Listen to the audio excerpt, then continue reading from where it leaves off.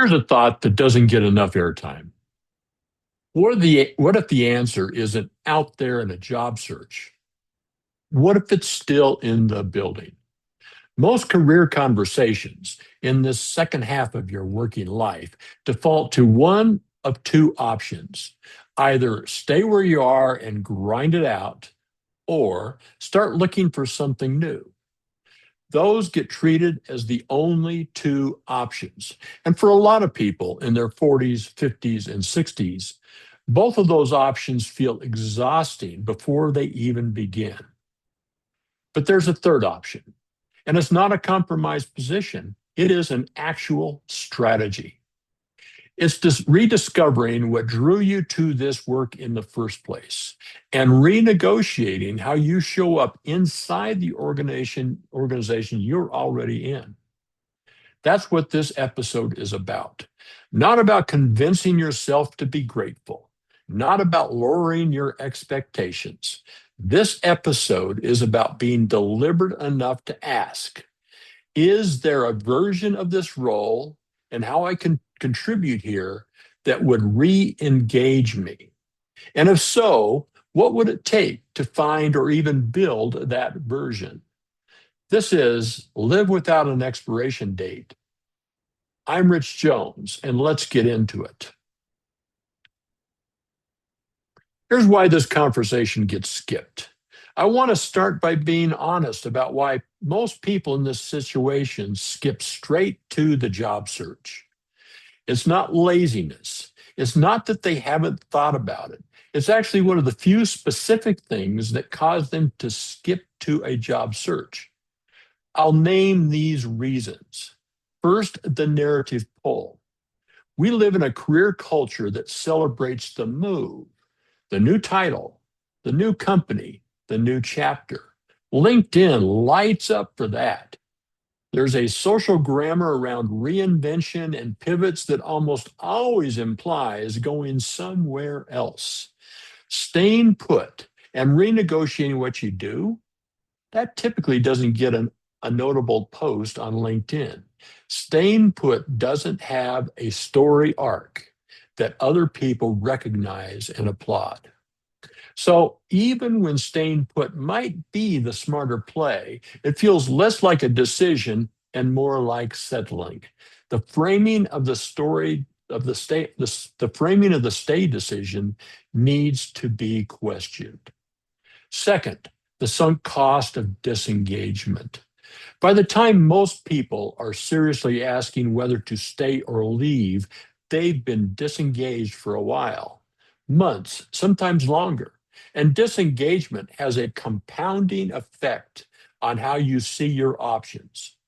When you're checking out, everything about where you are looks worse. The politics feel bigger. The culture feels more toxic. The leadership feels more incompetent.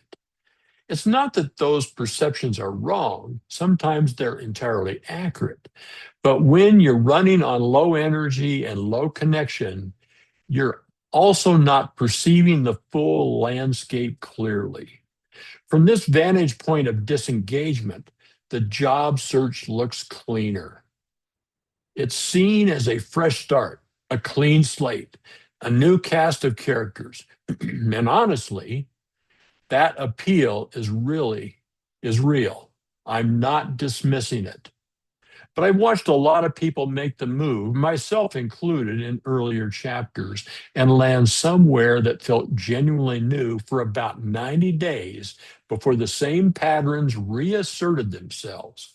Not because the new place was identical, but because some of the dissatisfaction or disengagement that felt situational was actually portable. The third reason is it feels like a conversation I can't have. There's a reason people don't walk into their manager's office and say, I'm not very engaged right now, and I'd like to talk about renegotiating my role. That conversation feels dangerous. It feels like you're tipping your hand, signaling weakness, or inviting someone to manage you out before you are ready. And sometimes those fears are justified, not pretending I'm not pretending they're irrational, but I want to make a distinction that matters here.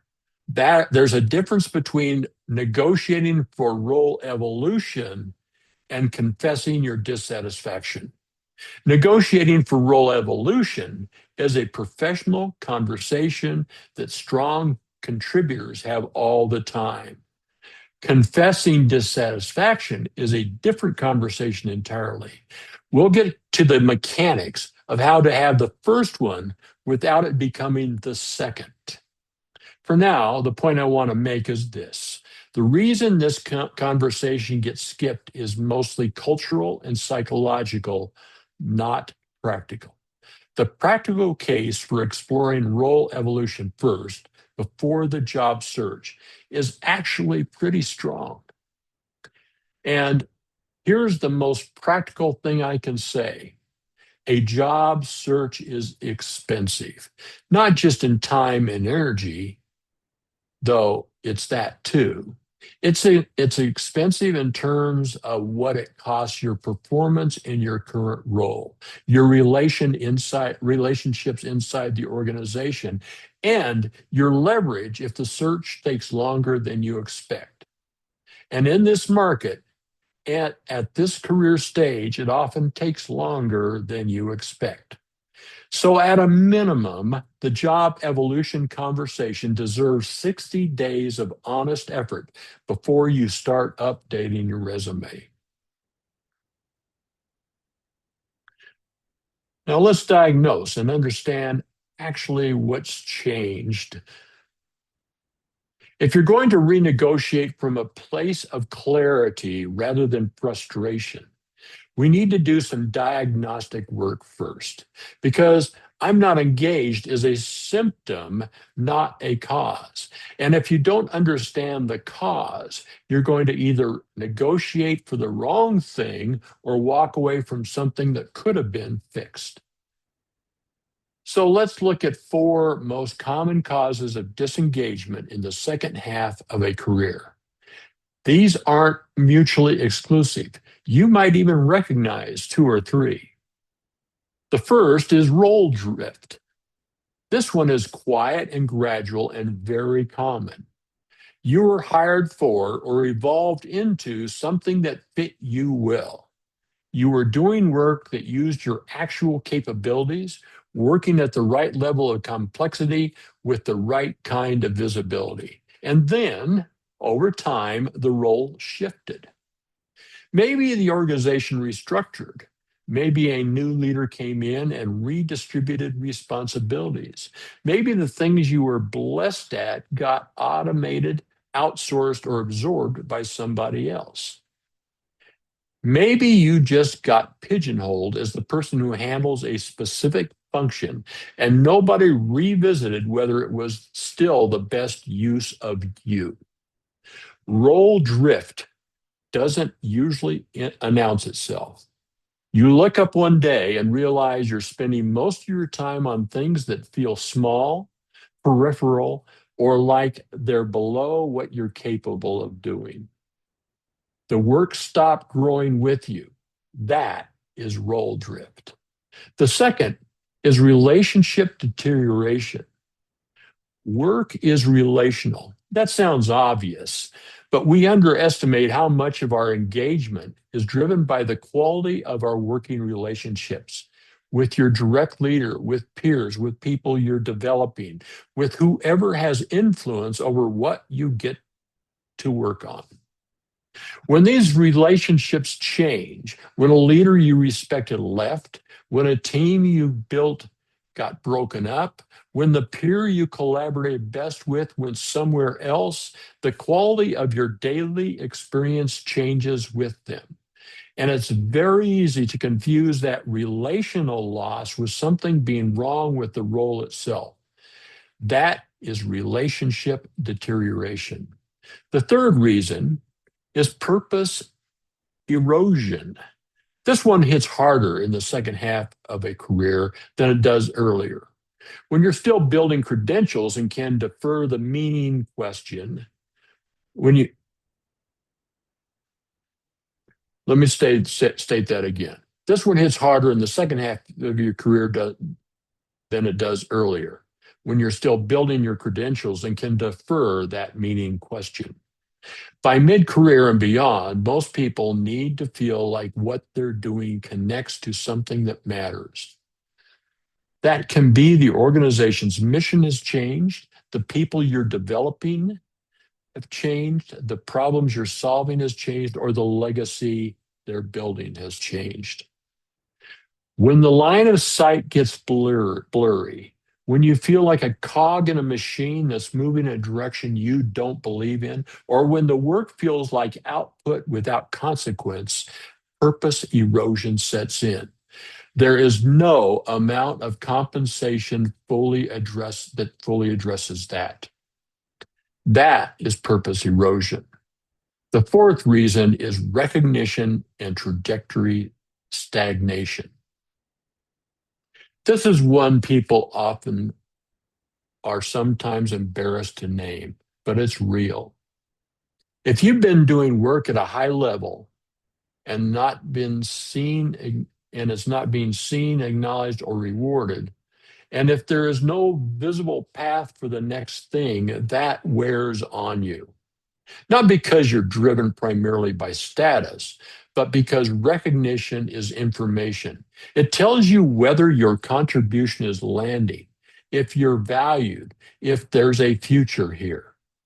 When that signal goes quiet, a lot of people correctly interpret it as a signal to start looking elsewhere. Now, here's why diagnosis matters.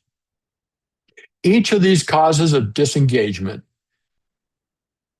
has a different remedy. Role drift is a scope and assignment conversation. Relationship deterioration might be a team or leader conversation, or it might require you to invest in building new relationships inside the organization. Purpose erosion requires a mission aligned conversation or potentially shift in what you're working on.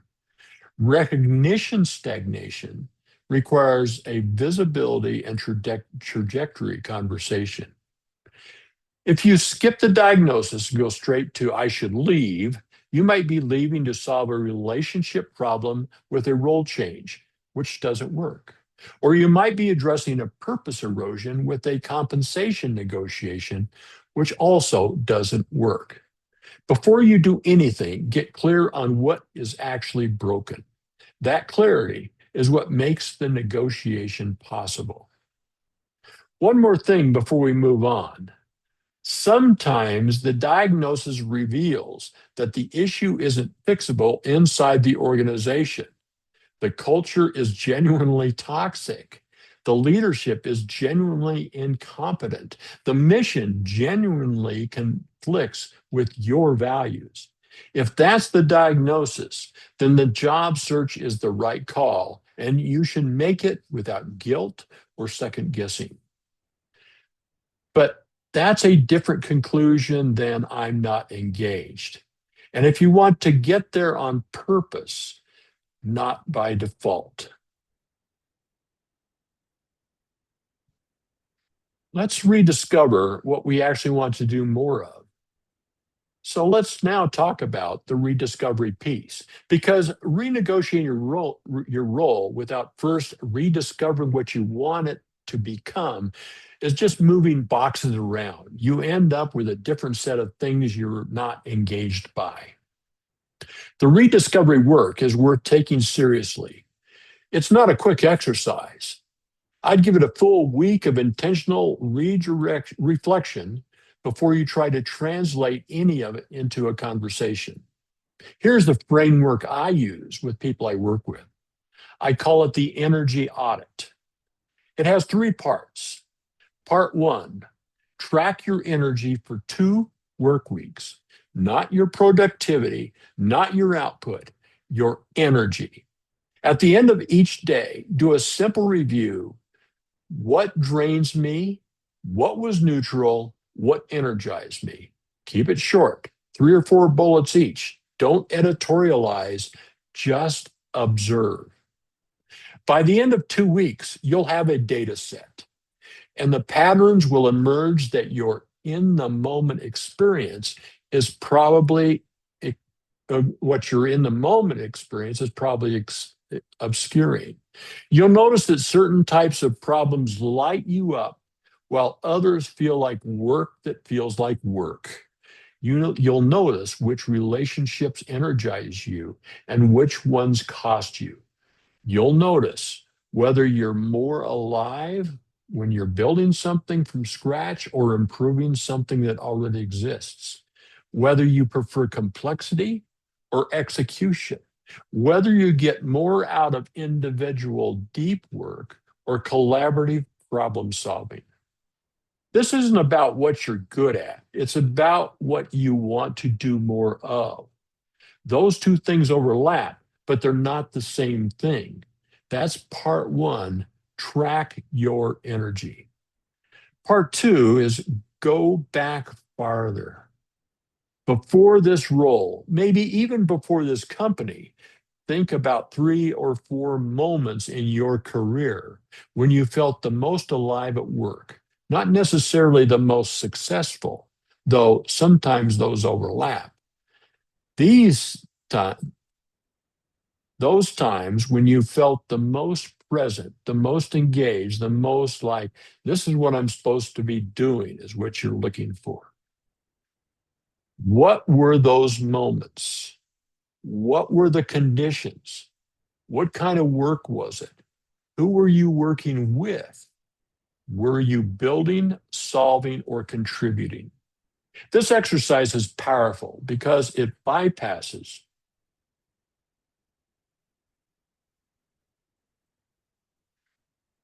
the accumulated cynicism of the recent past and connects you to something more durable. The things that energized you a decade ago in a different role at a different organization, those are real data points about who you are professionally, not who you became under the particular pressures of your current situation. Part three is the subtraction question. If you could remove 30% of what's currently in your role, the work that drains you, that you do out of obligations, the things that no longer take advantage of what you do well, what would go? What would leave? What would be left? This question matters because a lot of people, when they think about wanting something different, focus on what they want to add, a bigger scope, a new project, more strategy. But often the more powerful intervention is subtraction, getting out from under the work that's eating your energy and crowding out the work you actually find meaningful. When you put these three parts together, you start to get a picture of what do I want more of what do I want more of? What do I want less of? And what have I always been drawn to do that I'm not doing enough of now? That picture becomes the brief of your negotiation effort. One thing I want to name here, this process often surfaces something uncomfortable. Sometimes when you discover what you discover is that the thing you want most to do isn't something the organization needs from you. The gap between what energizes you and what the role actually requires might be too wide to bridge. That's important information. And again, if that's the conclusion, then the job search is the honest answer. But more often than not, people discover something more nuanced, that there is a version of their current role or an adjacent role that they'd be genuinely excited about. And they've never asked for it because they assumed the answer would be no, because they haven't had the language to articulate it, or because they've been so focused on surviving the current version of the job that they haven't stopped to design a better one. That's what we're doing here, designing a better one on purpose with purpose. So let's talk about the negotiation conversation. Okay, you're done with the diagnostic work. You understand what's driving your disengagement. You've done the energy audit. You have the picture of what you want your role to look like. Now, get to the hardest part for most people, the actual conversation. Let me give you a framework for this. I'm going to call it the contribution conversation because framing the conversation that way matters. You're not going to complain, negotiate, or threaten. You're going to talk about how your contribution can be more valuable to the organization going forward. That's a fundamentally different conversation, and it changes the dynamic before you open your mouth. The contribution conversation has four parts. Part one is positioning. How you open this conversation shapes everything that follows. You want to open from a place of forward momentum, not from a place of dissatisfaction. This is not the conversation where you say, I've been feeling disengaged and I want to talk about it. That's a different conversation and it has different stakes. This conversation sounds more like, I've been doing some thinking about where I can add the most value over the next few years, and I want to talk to you about it. I have some ideas I'd like to share and get your read on. That's it. That's the opener. It positions you as a forward-thinking contributor who wants to grow, not a disgruntled employee who's checking out. And it's not dishonest. The thinking you've done is genuine. The ideas you're about to share are real. Part two is the ask. It is scoped and specific. The most common mistake in these conversations is being too vague. I want more strategic work is not an ask. I'd like to be more involved in define an initiative or a problem is an ask. Be specific. I'd like to be more involved in X or Y. That's an ask. Ask. It's specific. Or I want to spend less time on operational reporting and more time on market facing strategy. That's an ask. Or I'd like to explore whether there's a role for me in developing our next generation's leadership capabilities, because that's where I think I can add the most value. That is an ask. Be specific. Specificity accomplishes two things. It tells your leader exactly what you're proposing, which is easier for them to evaluate and say yes to. And it signals that you've thought this through carefully, which raises the quality of the conversation. If you're not sure exactly what you're asking for, keep working on it before you have the conversation. Vague asks produce vague outcomes. Part three, the case value or the value case. After you've made the ask, you need to briefly make the case of why it is good for the organization, not just for you. This doesn't need to be a long argument. It needs to be crystal clear. I know I can add more value in this role because, and then one or two concrete reasons. They may include that you've done it in the past that's adjacent, or that you see in the landscape that makes this work important right now, or what gap you'd fill that isn't being filled well. This is where your experience in the second half of your career actually works for you. You have a track record.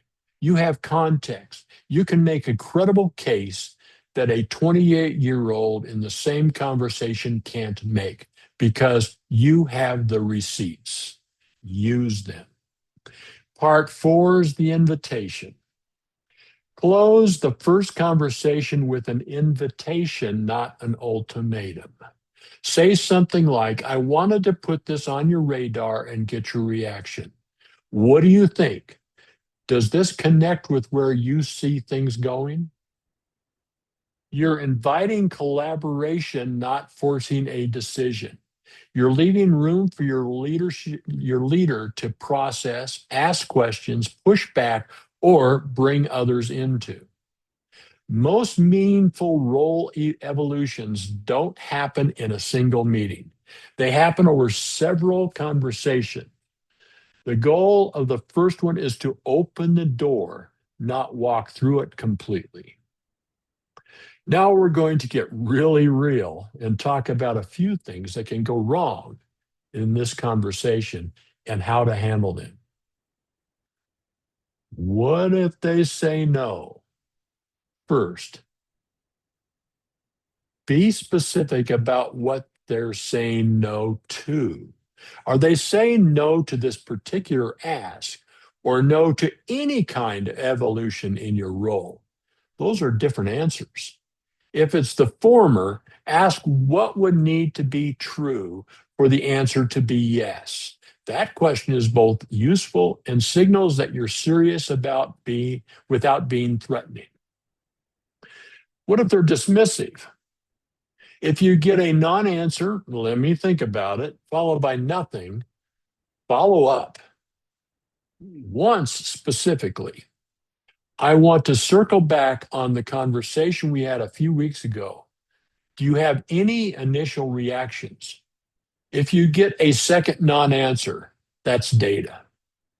It means either the answer is functionally no, or this particular leader doesn't have the bandwidth or inclination to champion your development. Both of those things are important to know. What if the conversation goes sideways and becomes about your dissatisfaction? This can happen if your leader is perceptive or if you're not quite as composed going into it as you thought you were. If the conversation starts drifting towards, are you thinking about leaving? Handle it directly and calmly. I'm not looking elsewhere. I want to grow here. That's why I'm having this conversation. And then redirect back to the ask. One more thing about the renegotiation. The conversation with your direct leader isn't the only lever. Sometimes the most powerful renegotiation happens sideways by building relationships with other leaders in the organization who are working on things you care about, or by volunteering for cross-functional work that stretches you in directions you want to grow, or even by making your capabilities visible to people who have the authority to deploy them differently. You don't always need permission to start doing the more work you want to do. Sometimes you can just start doing it. Then let the conversation follow the behavior rather than trying to get approval before you move. This is especially true if you're a large organization with more lateral mobility than vertical. The renegotiation might not be upward, it might be across. A different team, a different project, a different problem set, one that uses more of who you are. So what to do when it doesn't work? I want to spend a few minutes on what happens when you do this work honestly and it still doesn't work. Maybe you had the contribution conversation and the organization said no in one way or another. Maybe you did the energy audit and realized the gap between what you want and what's available here is actually too wide to close. Maybe you gave it 60 or 90 days and the environment is genuinely not going to change. That happens. And when it does, the job search isn't a failure of this process. It's the conclusion of it. But here's what's different when you get there through this process versus when you get there by default. You know what you're looking for. The energy audit you did, the rediscovery work, the clarity you build around what kind of work actually engages you, all of this is now live intelligence for a job search. You're not just looking for a new job. You're looking for a specific kind of role with a specific kind of scope, working on specific kinds of problems and a culture that has specific characteristics. That search is sharper. It produces better conversation. It leads to better outcomes. The person who leaves because they can't stand it anymore or just needs to get out, they often land somewhere that feels like relief for a few months and then starts to feel familiar in the wrong ways. Because they never did the diagnostic work, they never built the brief. The person who goes through the process I've described, even if the conclusion is the same, goes into the market with much better information. That is worth something. There's also a confidence difference. When you've done the work of trying to improve your situation and your boss or company genuinely didn't respond, you leave with a cleaner conscience and a clearer head. You're not second guessing yourself at 2 a.m. asking whether you should have tried harder. You tried, you were deliberate, you did what an experienced professional does, and it wasn't enough. Time to move on. That is a very different internal experience than burning bridges and running. And one more thing I want to say before closing. If you're an organization that genuinely doesn't value, that has made it clear through actions, not just inertia, you don't owe them a negotiation. You don't have to go through a full 90-day process to prove to yourself that the answer is no when you already have abundant evidence. The framework I've described is for ambiguous situations, for the common case where you're disengaged, but you're not sure whether it's about the environment or about your own drift, where you haven't had the contribution conversation yet because it felt too risky. If the evidence is already clear, if you've been passed over, pushed out, or made to feel like a liability, trust that. You know the difference between an organization that isn't supporting your growth and one that's actually working against you. The latter doesn't require 3 months of renegotiation. It requires a good exit plan. If this is you, you should watch or listen to the episode Looking Well Employed, a Job Search with Integrity. I want to close with something I think is the deeper current running through everything we've talked about today. Most of us got to this career stage by being reliable, by showing up consistently, delivering what was asked, and being the person that others could count on. That is genuine strength. It's how careers are built. But reliability over time can calcify into passivity. You stop shaping your role because shaping feels presumptuous or risky, or sometimes other people do, people who are more ambitious or more entitled or more deserving. And you tell yourself the story that your job is to do the job, not to redesign it. That story doesn't serve you. You need to own your own career path and trajectory. The people I've watched navigate their career stage most successfully, and I've been paying close attention for a long time, are the ones who treat their roles as living documents, not static job descriptions. But ongoing negotiations between what the organization needs and what they're capable of contributing. They ask for what they want. They want the case for their own value. They build their roles toward engagement rather than waiting for engagement to find them. That's not arrogance, that's professional maturity.